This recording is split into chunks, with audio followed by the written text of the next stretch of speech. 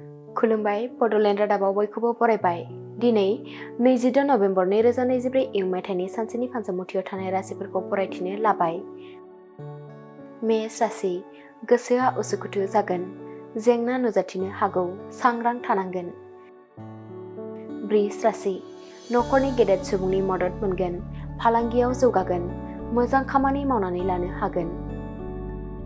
मिथुन राशि, मेगननि जेंना जागोन, बायजोआव ओंखारिया गाहाम, साना गाहाम नङा।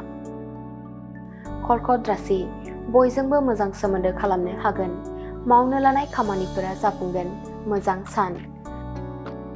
सिंह राशि, साननायनि लैथोआव गोदोहाबनानै थागोन, बायदि हेंथा नुजाथिगोन, गोसोआव गोजोन गैयै जागोन।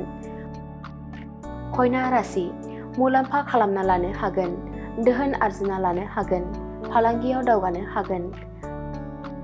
तुला राशि, साना जेथोगोनां जागोन, सुबुंफोरजों सोंखारि जागोन, नंखाय दायाव बदनाम मोनगोन।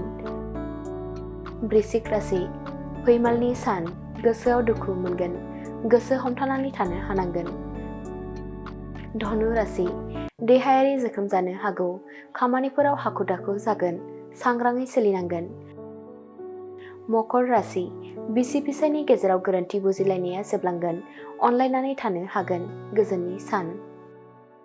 कुम्भ राशि, गोदान लोगोजों सिनायथि जागोन, मोजां खामानि मावनो हागोन, मोजां सान।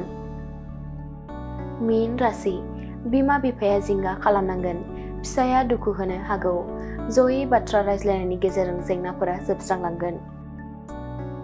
दिनैनि राशि फरायथिनाया एसेनोसै। बेजों लोगोसेनो दिनैनि साना बुहुमनि साफ्रोमबो सुबुंफोरनि थाखाय गाहाम जाथों बेखौ बड'लेण्ड रादाब नखरनि जानानै इसोरनि खाथियाव आरज गाबनाय थाबाय। गोजोन्थों।